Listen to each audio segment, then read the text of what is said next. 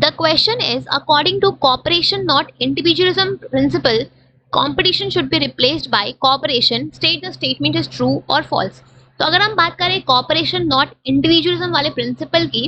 तो यहाँ पे टेलर ने मैनेजमेंट और वर्कर्स को आपस में कॉपरेट करने के लिए बोला है इस प्रिंसिपल में। बेसिकली ये जो आपका प्रिंसिपल है ये हार्मनी नॉट डिस्कॉर्ड वाले प्रिंसिपल का एक्सटेंडेड वर्जन है, जहाँ पे टेलर ने बोला है कि मैनेजमेंट और वर्कर्स को आपस में कॉपरेट करना चाहिए,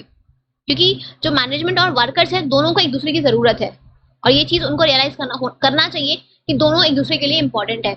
ना वर्कर्स की बिना मैनेजमेंट काम कर सकता है, ना मैनेजमेंट के बिना वर्कर्स काम कर सकते हैं,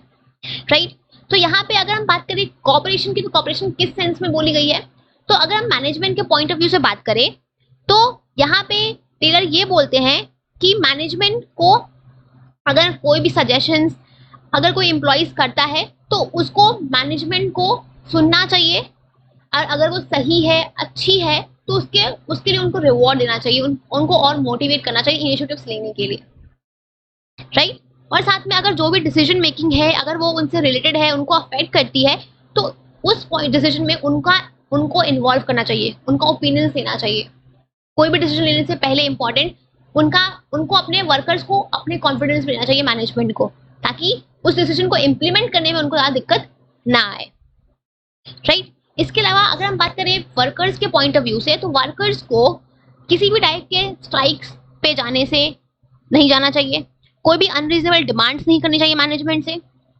मतलब कि बेसिकली आपका जो वर्कर्स और मैनेजमेंट उनके बीच में एक अच्छा कम्युनिकेशन सिस्टम होना चाहिए,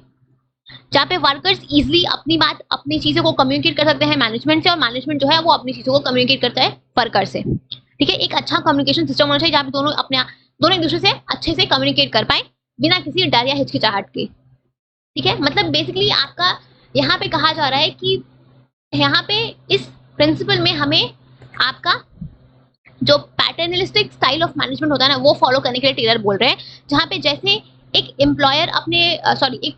बाप अपने बेटे का ध्यान रखता है, एक फादर अपने सन का ध्यान रखता है, वैसे ही सिमिलरली जो मैनेजमेंट है उसको अपने वर्कर्स का अपने एम्प्लॉयज का ध्यान रखना चाहिए, ठीक है, ताकि जो चीजें हैं वो अच्छे से हो सके, राइट। तो यहाँ पे जस्ट यही चीज बोला गया है सिंपल में। इन शॉर्ट इन सबका समरी आपका यही है इस प्रिंसिपल का, कि मैनेजमेंट और वर्कर्स को आपस में कोऑपरेट करके वर्क करना चाहिए ताकि जो गोल्स हैं वो प्रॉपर्ली अचीव हो सके, ठीक है। सो द स्टेटमेंट इज, ये जो स्टेटमेंट है दैट इज ट्रू। किसी भी टाइप का हमें किसी भी टाइप के कॉम्पिटिशन को कोऑपरेशन से रिप्लेस करना है, right. So the statement is true.